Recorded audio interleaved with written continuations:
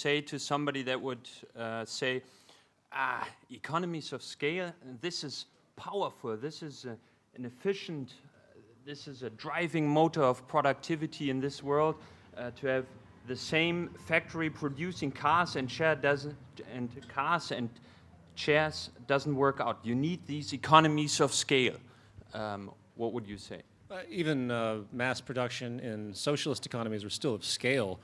They enormously large factories mass producing things at will. All I'm saying is that economies of scale due to ephemeralization, to the fact that the means of production, machines like 3D printing, are getting more advanced, smaller and smaller, to the effect where you might in the future have a very large printer that can produce maybe all the clothes that you would need in your home, would produce a lot of the general home goods. The tendency is everything's getting smaller and customizable very easily without the need for mass production. So without the overrun problem of mass production, you could very easily have a society where everything's on demand, everything. Where if you want to produce a mass production, you can. If you want to produce one of something, customize a vehicle for your purposes, the technology is there to facilitate that without the necessity. Doesn't mean that there's less made, doesn't mean demand isn't being met. It just means there isn't the necessity for these huge fixed automation machines to run the same processes over and over again. Does that make sense? Thank you.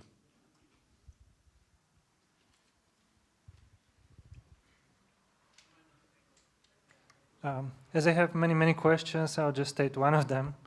I'm an engineer, and as an engineer, I know that in order to have a stable system, you need to have a negative feedback, something that which counteracts and stabilizes the system. So this negative feedback would reinforce social behavior and then would punish somehow antisocial behavior. What is the negative feedback of the system you propose? Well, if we're talking about material production, the negative feedback is, well, I would say the negative issues that are possible or conducive to any given production are immediately addressed in that equation I called the design efficiency equation, which means that you have a rule set, which the entire point of this rule set is to bypass as many possible foreshadowable problems you will ever have. Now, on a larger level, I'll also point out that the global resource management idea, where you have these things that are monitoring scarcity, for example, it's all in real time. So it's both positive and negative feedback, if you will, generally speaking. So the point is to anticipate. It's, as Buckminster Fuller would say, it's anticipatory design. And I think all of that stuff is equated. And clearly, you're monitoring the possible negative effects of everything, to be more specific. That just goes with the nature of any kind of a sustainable approach. And it would be built right into the program. And again, initially started right in that initial design efficiency algorithm that I spoke of, which makes sure at the very front, at the very beginning, that nothing is done that isn't meeting sustainability standards. So the punishment, if you will, is the fact that if you submit something that isn't sustainable and you don't conform to the system, you can't do it. It's not going to let you do it because it doesn't meet protocols of sustainability or efficiency. I hope that answered your question.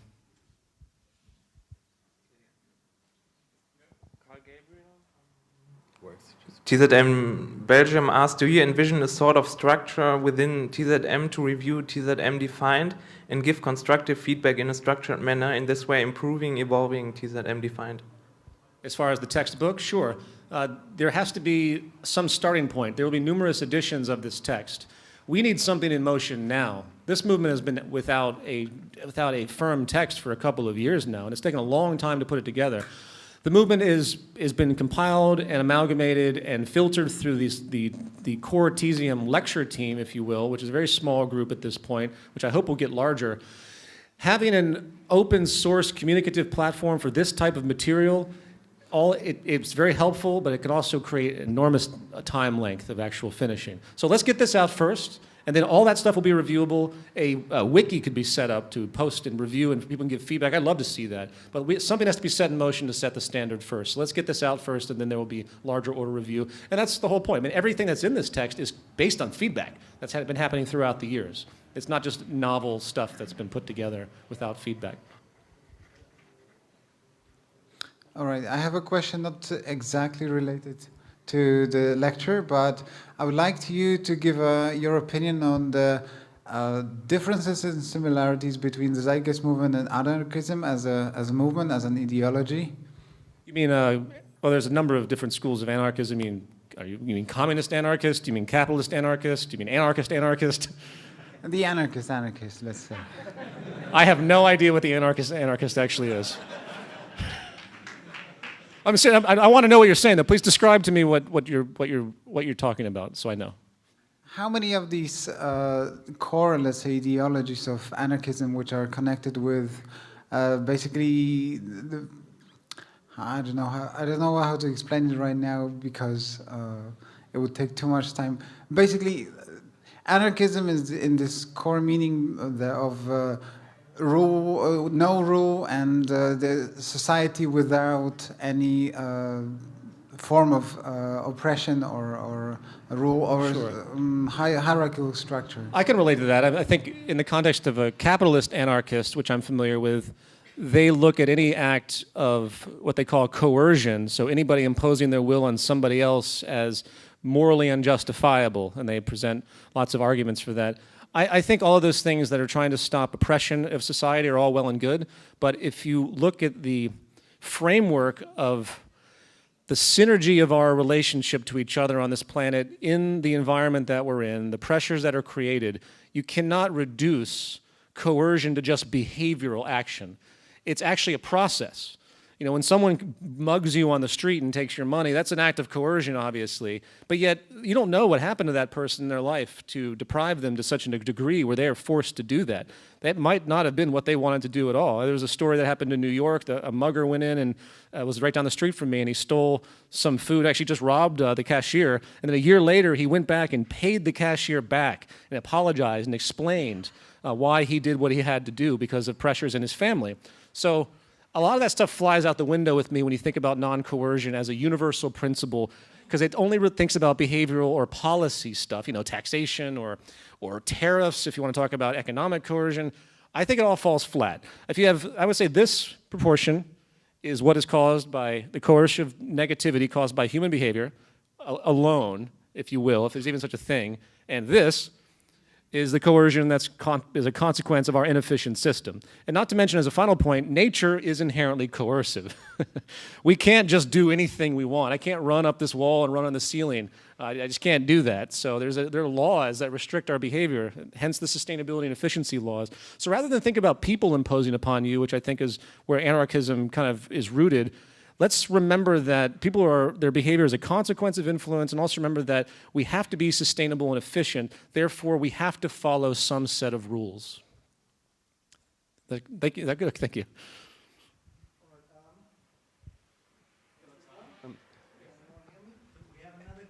Is this working? Okay. Okay. In a system based on access, it would be possible that someone takes very much more than he needs.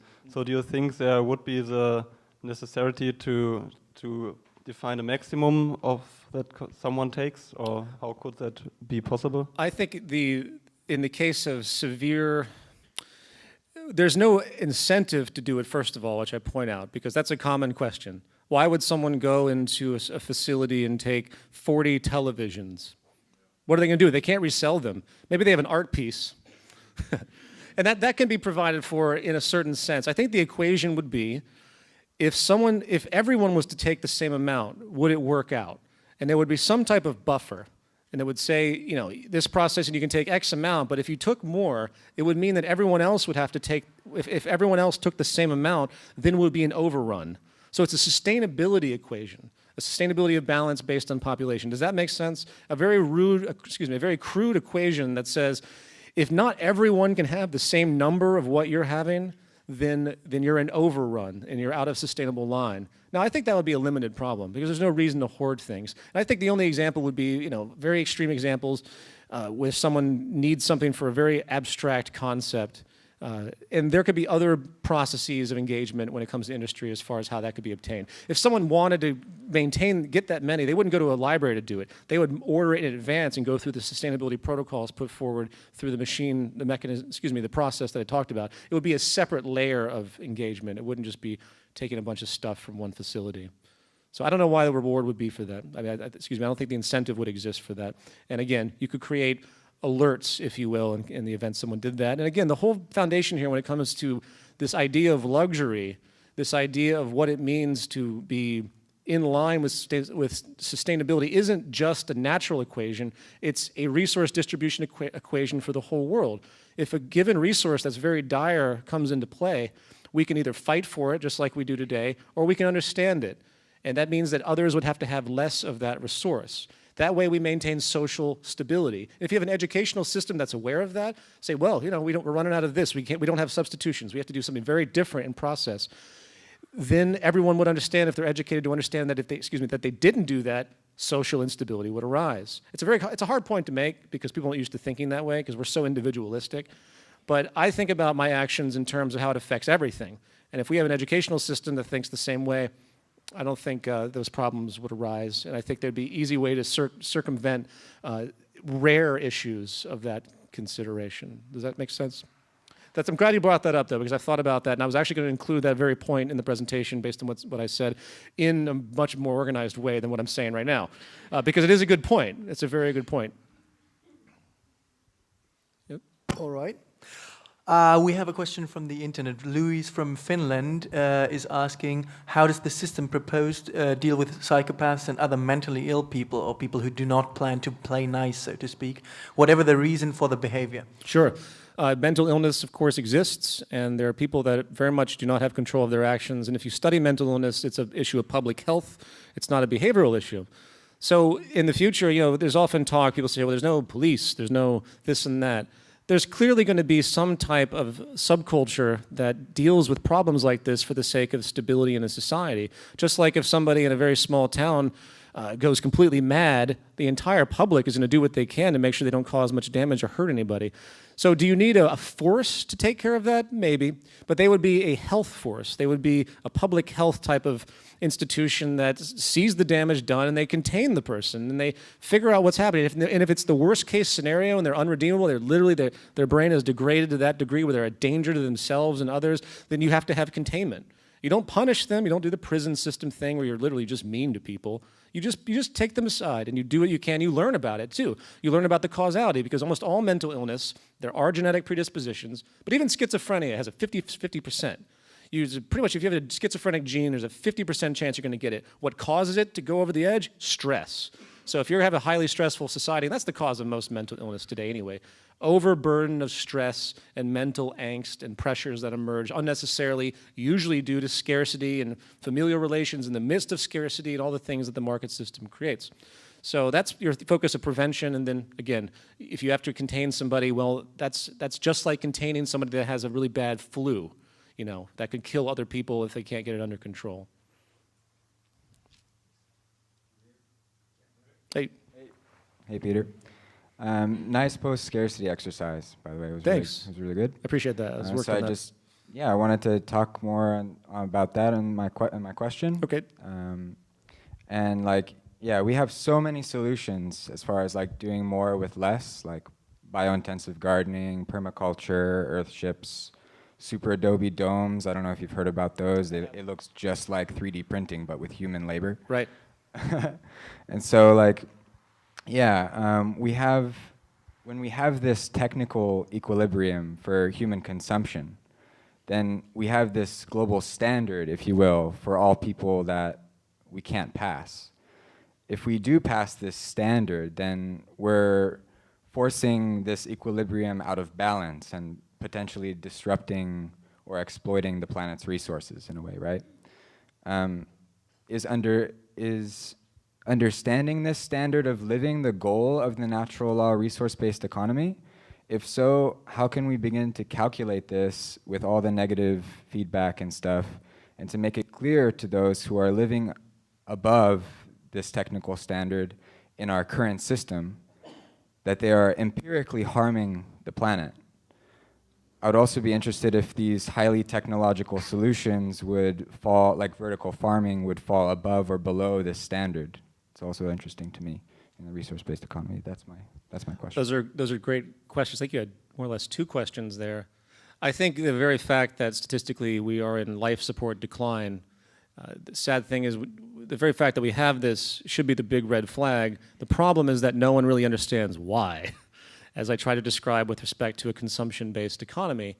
So if you have that education, if you're rational, if you're actually thinking about stuff that's happening, I don't mean to sound condescending if you're rational, but we're not really rational because we relegate our decision-making processes to our self-interest, and we think that that's what everybody else is doing. So why would we be global conscious? Why would we be socially conscious? It doesn't get reinforced at all. Anyone that's functioning in consumption overshoot, like the multi-billionaires, they eventually through time should realize the sickness of what they're doing. It's not only harm to the planet, it's social harm. It's a sort of social violence, as that example I expressed. How far do you go with what you think you deserve? 20 mansions, 30 mansions? And of course, the ridiculous example of having Africa as your backyard.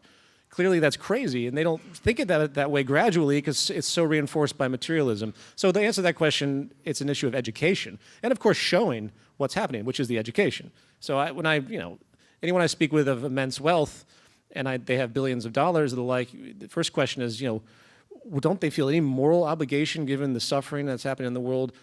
When they hoard all that money, don't they feel anything? Where they're hoarding labor, they're hoarding energy, they're hoarding food. So I think the empathic problem, it's an empathic problem. This culture has had empathy pretty much stripped out of them. We don't identify. We think that we're in our position because of our sweat and our labor, even though, frankly, the vast majority of people that are rich are just lucky, is the truth of the matter. So, and people that are really, really poor are just really unlucky because they're usually born into conditions that reinforce that. So the system of maintaining this equilibrium starts with education, and then it moves into a calculated program like I described before. So I hope I'm answering your question.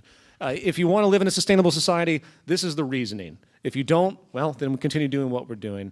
There's a value system disorder out there that's going to be very hard to overcome, but I think as the system continues to degrade and as social uprisings come forward and as the movement moves forward to speak about this, I think the value shift will slowly take hold, because it's going to have to. The sustainability of our species basically depends on it in many ways.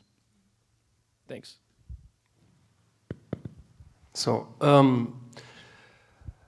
I got to hear that by 2050 we're gonna have like around 9 billion people living in the world, and knowing that there is already a lot of people who doesn't have a job actually, that doesn't collaborate for their society whatsoever, and in this efficient kind of system will be like less and less people needed in order to make the whole machinery work.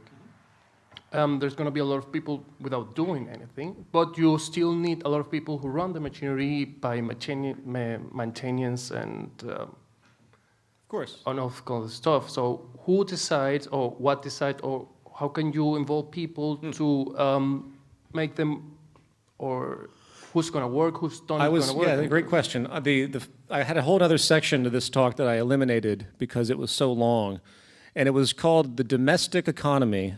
The domestic economy is a term used to describe, what people do at home, what people do in their communities. The fact that people volunteer. In America, even in America, it's amazing. Half of the population volunteers quite often and in quite a large degree. I can't remember how many hours it was, but I believe it was something, I think it was a number of like 20 billion hours a year was volunteered by people that have normal jobs that just do other things. There's tons of pro bono work happening in the legal system, happening in the medical system. There's an enormous percentage of the population globally, you'll find, that does a lot of stuff for free. Why? Because they enjoy it. They like helping people. And I think when you have a society like this where the maintenance of these machines and factories and the system itself is reduced down to, say, 5% necessary, people will not only be available to do it, they'll want to do it, and they'll want to contribute even more. I think even if you had a maintenance of 5%, you'd still have 40% wanting to contribute because they would enjoy it. They would enjoy the idea of creation and improving efficiency. They would also do other engineering feats and tasks that would apply to this system through research.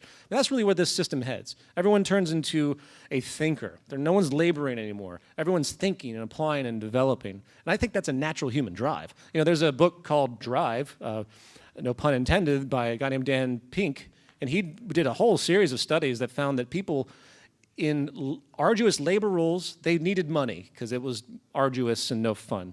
But thinking and creativity and development, it was a passion. And money actually interfered. When money was involved in the element of creation and development, it actually interfered. It lowered their efficiency and productivity.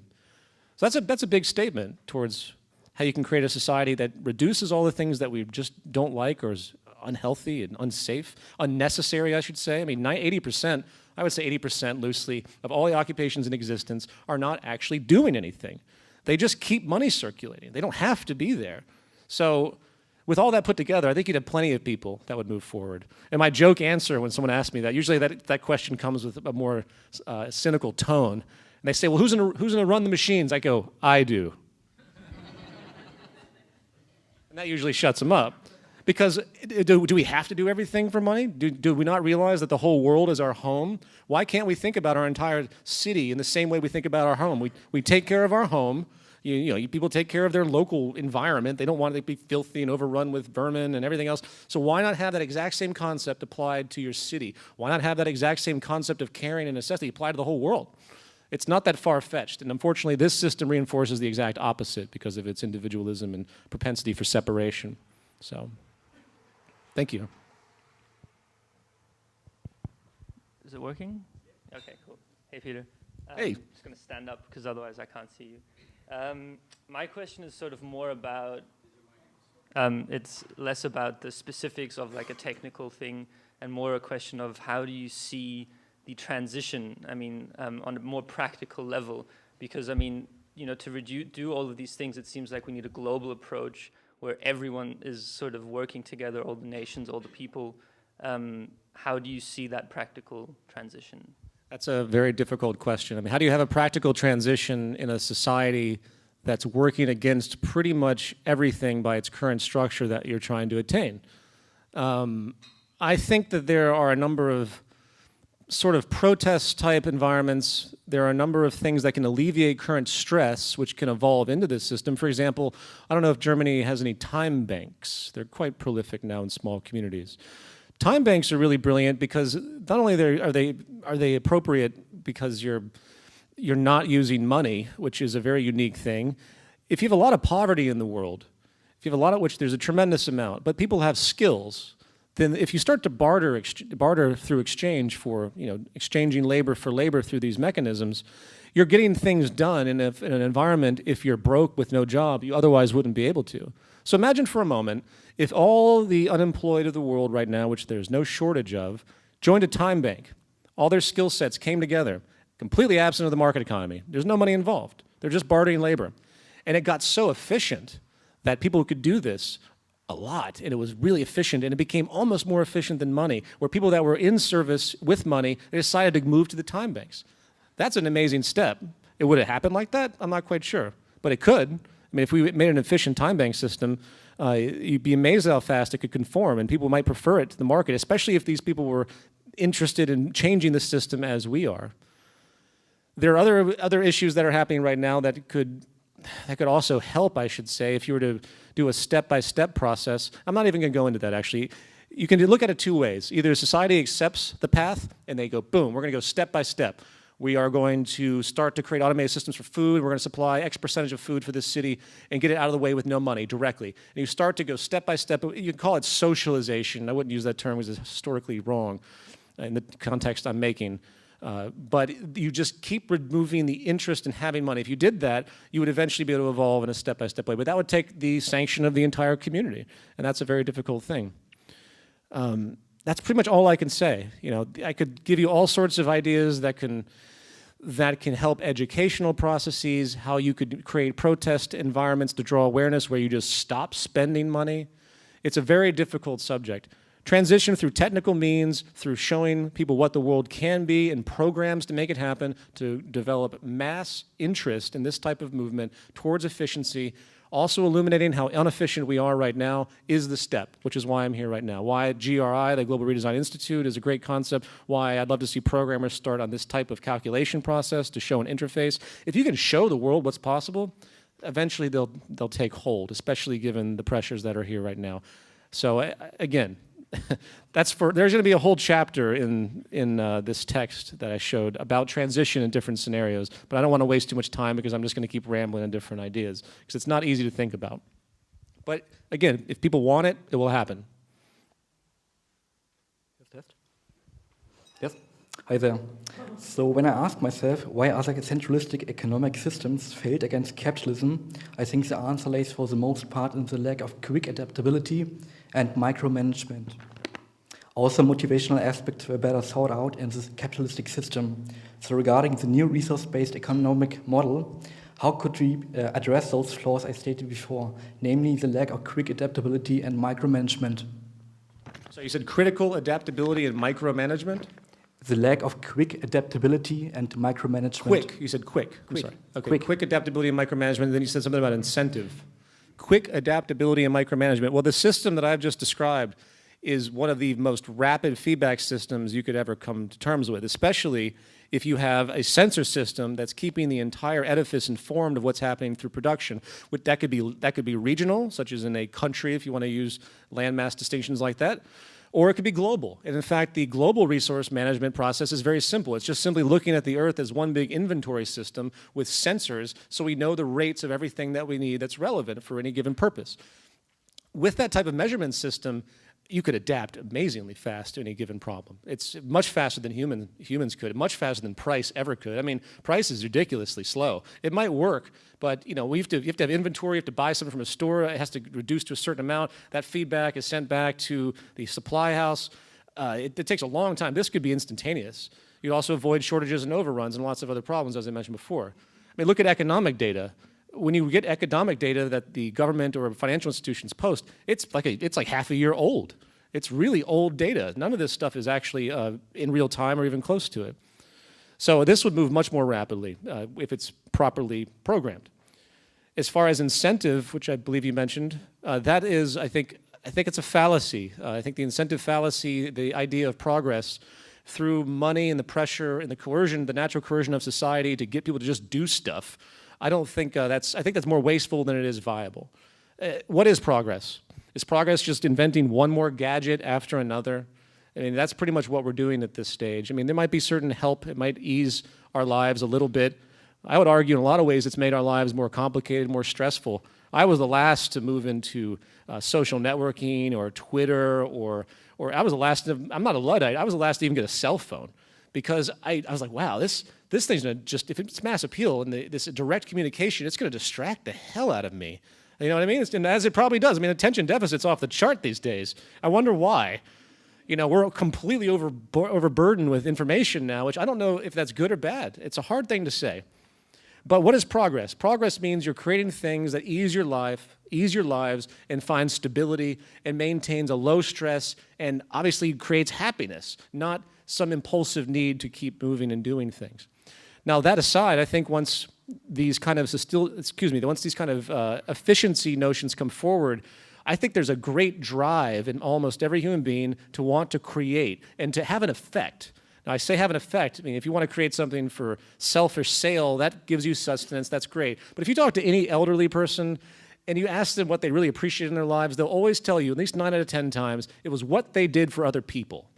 We have an intrinsically social nature, and I think that this needs to be amplified rather than suppressed. And I think incentive, if we can realize that what we're doing is helping others, not just myself, I think that incentive alone really will drive people. As it already does today, because we have millions and millions of people that volunteer all the time, pro bono work. Why? Because they want to help. There's a deep urge to help. It's a part of our social nature. You already mentioned a word, education. I think that's a very important word, which I don't see addressed a lot and within the concept of the Zeitgeist movement. Do you have any clearer ideas on this? Because obviously, if we go through 13 years plus schooling, that degrades our brains to functioning rather than creative thinking and even understanding concepts like this, I think it will be big problem to even get ahead pragmatically. I agree. Obviously, the whole movement's based on education, but you're referring to institutional education. Yeah, no one in the movement has control over how education is sanctioned in our heavily regulated educational institutions. One of our main lecture members, James Phillips, he works with children right now in educational circles. I think he's had affiliations with some institutions to talk about ideas like this. So there's people that are trying to do their best with that. But I agree with you. Education in the future won't have anything to do with this post-World War II factory assembly ethic that we have that runs throughout. How we influence that comes down to how much information we spread. I get lots of emails from teachers and college universities. They show my films. Engineering students, philosophy is a big one. They love showing the films. So I mean, it's up to the teacher, I guess, in a lot of ways if they can control their curriculum. But other than that, it's just a process of getting as much out there as we can and hoping that it takes hold. Luckily, I will say, though, sustainability has become very popular. So there are huge sustainability educational facilities out there now. They talk about sustainable design, and that's a great first step. That wasn't there 30 years ago. So that's a really big, it's almost trendy. the idea of green is now very trendy, for better or for worse, because now marketing loves to talk about it, but yet they're not generally doing anything that's actually sustainable. They just make people think they are and charge a lot more when they do, because everything that's sustainable and green is much more expensive than everything that's normal. Only the rich can be sustainable, apparently. Thank you. Hi. Hi. I have a million questions, but I will try to break down to two. Sorry, I think there is some echo. So first thing, I really enjoyed the part about the energy program and how you show through calculations. I mean, there are many people also sustaining the same theory, professors from the university, people working in the field directly. And basically with each of these energy source, you can provide sustainability. And you don't need to go on with the system we are relying on in this moment. Absolutely not. I am a dreamer as much as you are in this sense, but I don't want to remain a dreamer as much as you don't. So what the question is, how do you see this realized? Like, who is going to do this? So the thing is, there are people trying to solve the third world debt, for example. There are the theory from Stiglitz, and this is not really far structurally for what you propose. And they are trying to go through the institutions. So they are not trying to change the structure of capitalism. They are trying to use it in a good way. What do you answer about that, relating to the energy program, but also like to the food program or to other aspects that you touched? Well, the second question, with people that are using institutional means to try and solve their problems, I mean, obviously, the answer is that, well, people just do what they have to do to the highest degree they can within the system. But at some point, it's going to be found that going to the International Monetary Fund when your country is bankrupt to take loans at interest while they manipulate your resources and infrastructure for their corporate constituency, it's not going to be very, very appeasing for most countries, which is why a lot of countries have rebelled. So the whole thing is a scam on that level for debt, but that's another conversation. There are tons of NGOs out there. There are tons of, in fact, if you look at the rate of increase of non-governmental organizations or non-profits related to human rights and sustainability, it's almost exponential in the 20th and 21st century. If that isn't an indicator of something, I don't know what is. It's ridiculous how many of these institutions are there, and they're trying to help. But my big thesis, as I stated at the beginning, is that it's only going to go so far. There's a glass ceiling. So obviously, they have to do something else. And it's, again, I hate to be redundant, but it's an awareness issue. I would love to see a country, and I had this conversation earlier. I'm going to make a point, and I'll answer your first question.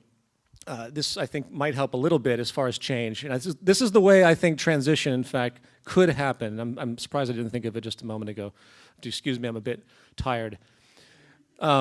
I think at some point on the planet, because of ephemeralization, because of doing more and more with less and less, some country that has increasingly having less need to engage in globalization, meaning they have so many resources in their country, coupled with the efficiency that they've been able to create through ephemeralization, that they will realize that they do no longer have to be involved in the global economy, and they'll no longer have to be subject to the things that the global economy does and the mass global market system. And they will realize the negativities, and somebody will come along, and believe me, it will be as propagandized as possible when someone does this. Look at any nation that's tried to be independent. So it's not an easy thing to do. But they will probably do it eventually because they will contain and they'll close themselves off and they will be sustainable using these methods without any external interference. That would be an amazing step. Imagine if a South American country blocked themselves off, I don't say block, but decided to engage no commerce ever. They don't need it. They're off the grid from the world economy. And they set the standard because they move into a sustainable economy. They move into exactly what the world should do based on these principles. That would be an amazing first step. And I think that's highly probable. I think that some countries are going to get that idea and they're going to do it and they're going to get it done because the technological means are pointing to that direction. You no longer need to rely on this vast interdependence. I'm not saying that countries should do that in the sense that we should be all to be detached. Not at all. We need global consciousness. We need global connection. But that might be a good first step to show that you don't have to be reliant on these international institutions anymore, which are inherently corrupt. As far as your first question about energy, there are plenty of people out there that are engaging with high diligence in the science community for energy.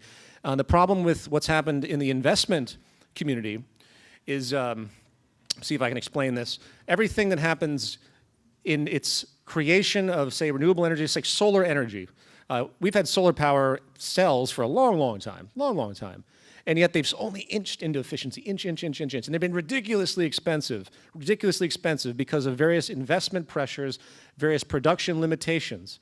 No one said, okay, let's just apply the science right now to the highest degree possible and do it. No one said that because they can't. It's not profitable. They have to make it profitable to begin with across the entire stage of development. So why is it that only 80% possible efficiency now with solar radiation capture, capturing the entire spectrum of light now, even infrared? And we only have 18% in commercial solar panels sold now, on average. Why is that? Is it because they can't do anything more than 80%? No, it's because they can't make the profit leap. They can't do it. So imagine, for example, the atomic bomb, which of course is a horrible thing. But what did they do when they made this? They got 100,000 scientists, put them in one big facility, and maybe not 100, there's other people, there's like 50,000 scientists, I can't remember the number. Anyway, there's a large number of people that they put together in this facility to push this thing forward. There was no market system. There was nothing to influence them. They produced that thing rapidly. If you had to bring the atomic bomb to market, it would have taken decades and decades and decades and decades. You had little atomic bombs, and then so energy has the same problem. It's going through this investment nonsense, and it's going through the profit filter. And I don't have a solution other than let's get rid of the profit system and get this mechanism going. I can't tell you how it can happen otherwise, so I hope that helps, but it can be done. The potential's there, and we just need to bypass investment and just do it. Maybe some massive grant from a very rich institution. Maybe some college could, I would love to see a university think tank. This is something you don't see much today. Every single university with all their resources, because kids have the one luxury in this economy, they don't have to work. They're there to learn, right? They're paying a bunch of money to learn, but they're there to learn, at least in most cases. Maybe not in Europe, you don't pay as much as we do in the States, which is ridiculous. And you get them all to work on the same project. Entire international university collaboration towards the advancement of geothermal technology to its highest efficiency. If you did that, that would be unbelievable. I don't know of many many grants or projects that are like that right now, but I think that would also be an amazing step. Because once you show the public, once again, what's possible and what's not happening, they're going to say, why can't we have this? Why can't we have this? And the market's going to scratch its head and have to figure out how to do a runaround and maybe bring it to fruition faster than usual. So I hope that explains, hope that helps. Thank you. Hi. Yeah. First of all, thanks for your work and your inspiration. And my question, you talked a lot of calculation and technology, but I'm rather interested in psychology. So yeah, regarding different worldviews, different value systems, if you want to, it's hard to convince people just by argument. Sometimes. I think you're familiar with this problem. Sure. And so, how is this? Are there different worldviews? How can we include them into this new economic model? So you mean people that are more influenced by emotional or psychological appeals? How do we assist them to understand this? If I understand your question, is that right? Now, regarding that, we had a question about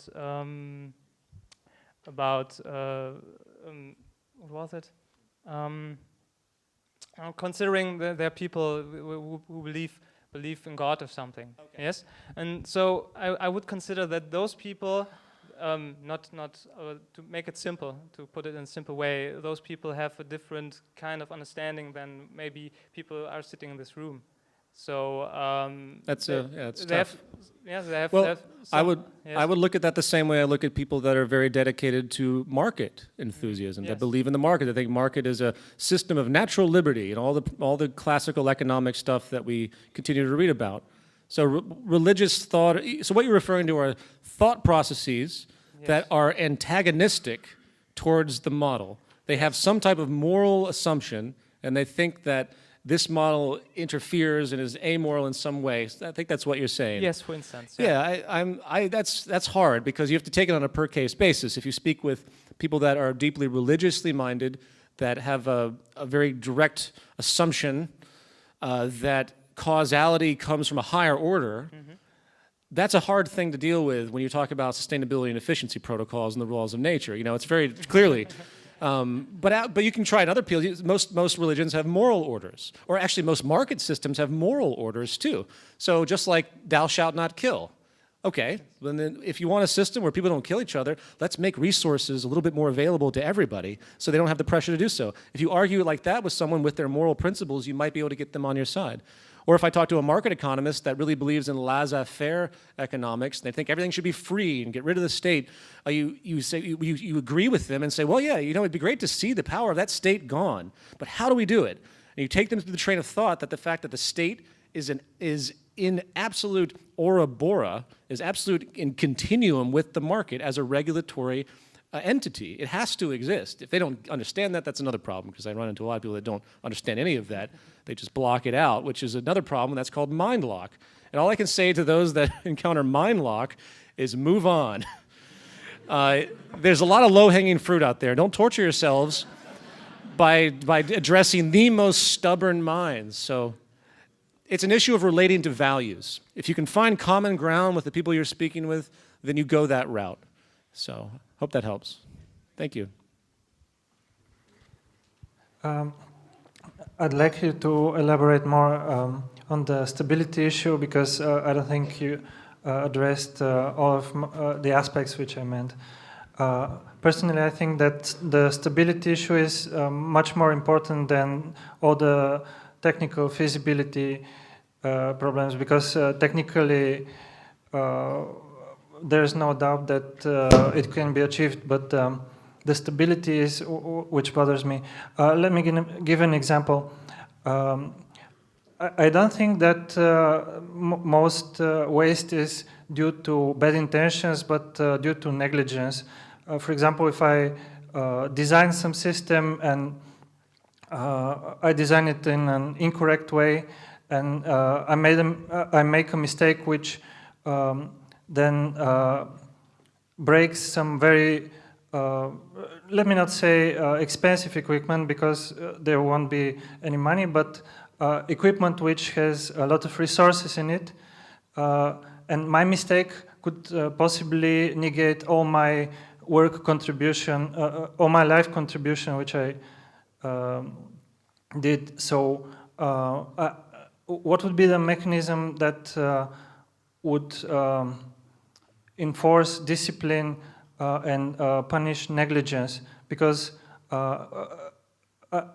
it's not necessarily that people will just be very greedy and try to have possessions, but they will be negligent in the process of creating. Okay, well that gets to the heart of, again, this program that I described when it comes to design efficiency.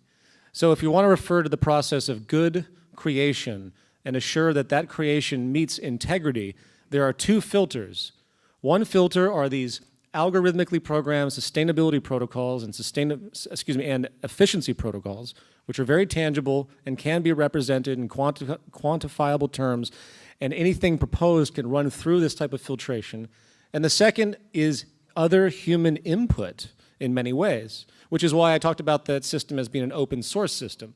So if people are active in this process of engineering and sharing information, and someone submits something that the AI algorithm happens to miss Others reviewing these concepts, well, might just find it because they happen to be familiar with that particular inefficiency or problem, or as you say, negligence. I mean, negligence, I think, might not be the right word in this context. I don't know why anyone would even engage in this system if they intended to be negligent. It's not like the market system where you can be negligent because you're always trying to get money, so you can make stuff that doesn't really work, or never think it through. You just get it to market as fast as possible, just like the first of anything that's made usually breaks down, has all sorts of problems.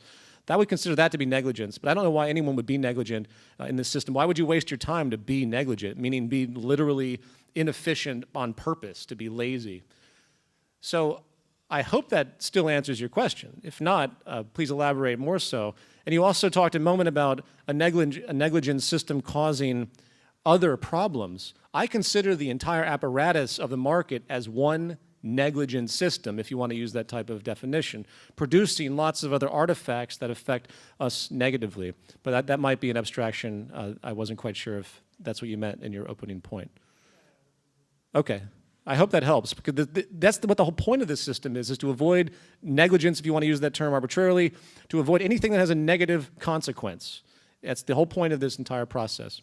Apart from making it an absolutely participatory economic system where there's no dictatorship, there's no people sitting behind the curtain deciding what to do. It is set in motion through automation, through the basic laws of nature and general social consensus. All right, we have 3 questions left right here. Okay. All right. Hi. Do you see any flaws in the system, in the resource-based economy that the Zeitgeist movement advocates for? And if not, if it's too early to foresee some flaws in a system, what do you think are the main challenges? Are there any threats that could terminate spreading the word further? If you know what I mean. Okay. Well, the second question, clearly no large power structure has dealt kindly with any mass of people moving towards change that would alter that power establishment. So one of the beauties of the movement is that it's holographic. We're not trying to get people to throw bricks through windows. We are simply presenting information, design ideas, and projects that people can think about to make a better world under the obvious logical conclusion that the current order is not going to function. Now, I don't know how you work against that except creating propaganda, which has already started towards the movement. It's been done historically. But I believe that if we maintain a very rigid technical worldview, that there's no way you can attack this idea from traditional political routes. You can blackball it, you can call it names, you can try to create this air of illusion, you can do things like that, but the information holds strong. As this type of thinking moves forward, I think that it's going to attract the attention of many prominent people that see it not only for the broad view, but as just completely logical and obvious and rational and humane and sustainable. I spoke with somebody that was a CEO of an engineering company, and he affiliated with Siemens, and he told me that his idea was to create a solar, he was an engineer who was creating solar panels, was to make solar panels, put him in a rental system to force his organization, this is in short, to be required to maintain the highest standards of production to assure that they constantly work. What that means is that you're taking the liability of a good breaking down and bringing it back to the manufacturer.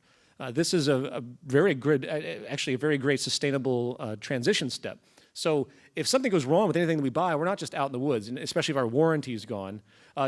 Everything goes back because it's their responsibility. If you had a corporate mindset that had everything be their responsibility and they're going to be responsible for everything that happens to that good, you'd have a very different world. And that's kind of sort of the underpinning of how this type of new arrangement works out as an access society.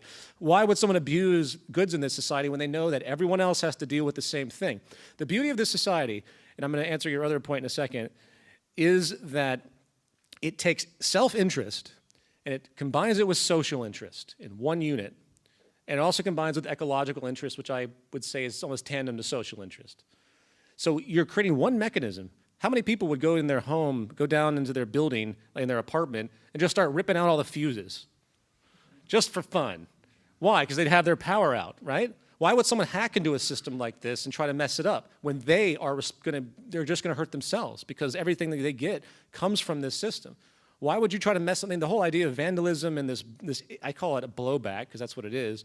It's All this angst we have in society where people throw bricks through windows, where they, they do lots of things, is because they don't have a sense that it comes back to them, except for punishment, which doesn't even really work. So you hurt the society, you hurt yourself. Self-interest becomes social interest, and that's the powerful mechanism. Now, as far as your first question, what kind of things what kind of things do I see as a weakness in this system? I think the problem with this system is that you have to have different levels of relationships. There's no one relationship. In the price and market system, there's one relationship. Anyone can buy anything if they have the power. If you don't have the power, obviously you're out of luck. If you don't have the purchasing power. But in this system, you can basically buy just about anything. If you want to do anything, if you have enough money, you can do it. And that's why the elite are what they are, and why they love this system so much, or the 1%, as Occupy would say. In a resource-based economic model, there's no one system. The system of land management is another subject that I didn't talk upon. How do you create a system of shared land resources when clearly land is very finite? You have to create a value system orientation for that. You have to create, first of all, you have a society that has no labor centralization, right? So you don't have to worry about everyone being in one town, in a metropolitan center, because they all have to go to the same job every day, crowding into streets. All of that stuff is gone. The freedom of people to move around would be vast. Maybe, just maybe, people wouldn't want to have one homestead. Maybe they could move around all over the world and share different places to live. The whole world becomes your home. This type of mobility and travel and exploration, I think, would come natural, frankly. It already is. We don't do it because we don't have the money to do it. So you create a system of shared regions. You have regions that are designated for certain purposes. If you want to put on a concert, there's regions that have already been created that are conducive to that. And that comes through public consensus. That can be valued in different ways. If someone on this side of the planet, if someone in this side of the planet in the northern hemisphere wants to put in a stadium, someone in the southern hemisphere might have less value of input because they don't engage it. So you could have a system where people are regionally valued based on their contribution in the democratic process to figure out where things go. In a more technical context, if you look at the order of society, how do you arrange things to begin with? There's actually a logic to the way a city would unfold. So how do you decide what goes anywhere? Well, where's energy? Where's the highest conducive for energy? If a city is conducive like Iceland for geothermal, they have to be where the plate tectonic plates meet, and they have to be where the most shallow distances are. Boom. You have a logical distinction of where these plants go.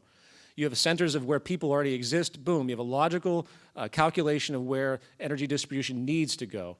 You have the facilities that I mentioned, the proximity strategy. You have a logical calculation of where all the distribution, recycling, and production facilities go. So it comes self-evident as you move forward. And there's certain variances that I think will emerge as well. So do I consider that really a problem? Not as much. But I consider it to be difficult to explain, because everyone's so used to the market system. So anyway, awfully long-winded today. Sorry. Okay, we have another question from the internet. Yagi from Poland is asking a question about invigilation. Probably you've heard about Masdar City. There are going to be many detectors to control power, water usage, etc. The less power or water you use, the lower the bill you pay. It raises the question about privacy. The quote-unquote system knows everything about you. There's no place for anonymity. As far as I know, the RBE city will be going to have similar detectors to control demand and supply. So how do you see the privacy in an RBE?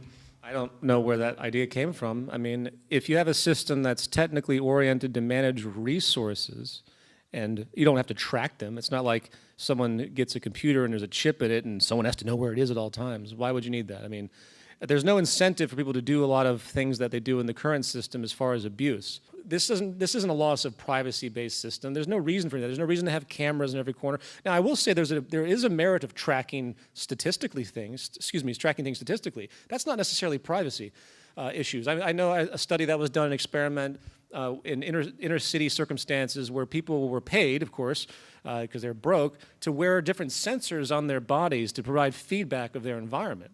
That's actually a very powerful concept. Imagine if each one of us was relaying feedback of our environment in a certain way to a localized mainframe that could engage certain threats. So, for example, it could sense smoke from a fire that maybe hasn't been seen yet. There's a lot of things to be said about the benefits of having an engaged, interactive society, but tracking as far as privacy as far as privacy violation, I think it's been highly exaggerated in the world today. In the world today, privacy is very needed because everyone's corrupt. There, I said it. People are so obsessed with privacy because they're doing bad things all the time. Everyone is. Now, I mean, you could talk about privacy and other means, which are clearly viable. No one wants to be stared in when they're sleeping and things like that. That's a whole different level. And no one wants to be tracked for the sake of advertising, which is what is happening right now across the world, where people can manipulate. The real danger in a competitive market environment is because there's a higher echelon of people. If they're tracking your every move, that means they know what you're doing. That means they have control over you if you ever get in trouble or in the way. That is the antithesis. That is the problem. And that's exactly what this system removes, in part. Okay.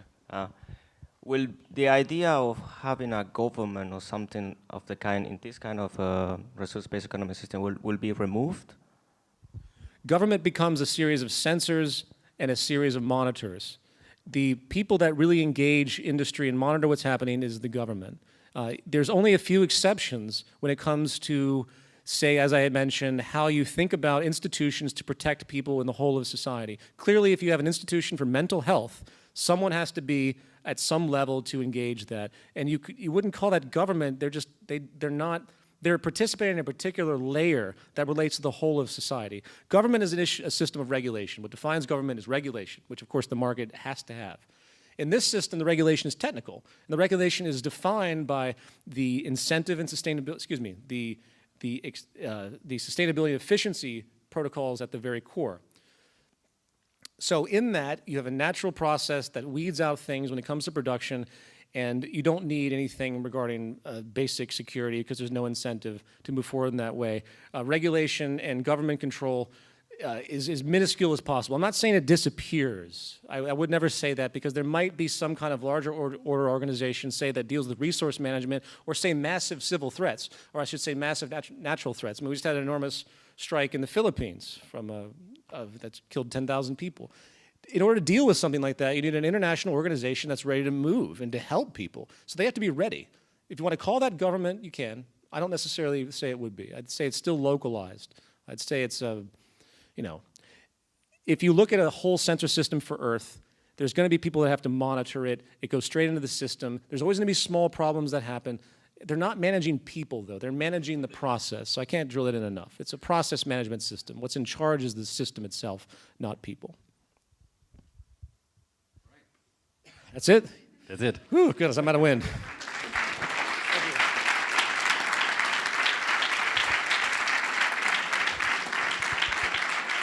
And